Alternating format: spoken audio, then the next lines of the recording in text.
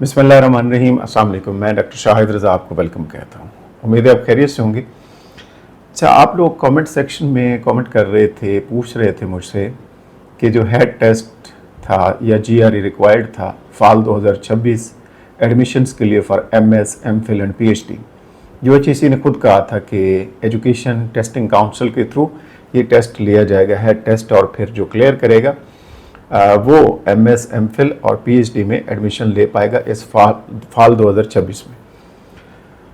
अब उसके लिए मैं वीडियो भी बना रहा था, अपलोडेड है, लेकिन अभी लेटेस्ट जो नोटिफिकेशन आया था वो भी मैंने शेयर किया है अपनी एक वीडियो में कि अब HEC ने ये डिसाइड किया है कि बहुत सारी यूनिवर्सिटीज़ ने रिक्वेस्ट की है, डिग्री अवार्डिंग इंस्टीट्यूशंस ने रिक्वेस्ट की है HEC से, हायर एजुकेशन कमीशन से, कि ये जो फैसला है हेड टेस्ट का कि यूनिवर्सिटीज़ एडमिशन टेस्ट या एंट्री टेस्ट जो MS, MPhil के लिए, PhD के लिए खुद लेती थी वो नहीं ले पाएंगी और हेड टेस्ट देना पड़ेगा, HEC खुद लेगा एजुकेशन टेस्टिंग काउंसिल के थ्रू।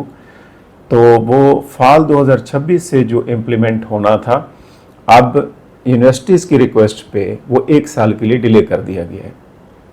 यानी अब हेड टेस्ट रिक्वायर्ड होगा अगले साल फाल 2027 के एडमिशन से।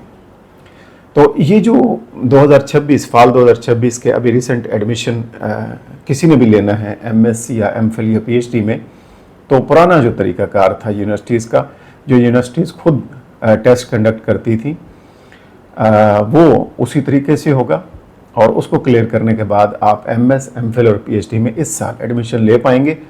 अलबत्ता अगले साल के लिए फाल 2027 के लिए फिर हेड टेस्ट या GRE रिक्वायर्ड होगा according to higher education commission notification.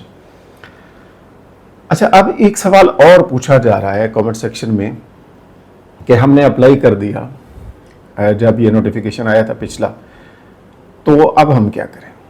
देखिए, मेरा मशवरा ये है कि उस टेस्ट को आप ज़रूर दें, क्योंकि आप अप्लाई कर चुके हैं, तो उस टेस्ट को आप क्लियर करें। Wish you best of luck, क्योंकि उसको अगर आप क्लियर कर लेते हैं इंशाल्लाह तो उसका रिज़ल्ट 2 साल के लिए वैलिड होता है। आप 2 साल के अंदर कहीं भी किसी यूनिवर्सिटी में एडमिशन ले सकते हैं। प्लस एक और बात इसमें बेनिफिट ये है, प्लस पॉइंट ये है कि जो हायर एजुकेशन कमीशन HEC के स्कॉलरशिप आते हैं फॉरेन कंट्रीज़ के लिए, तो उसके लिए भी हेड रिक्वायर्ड होता है।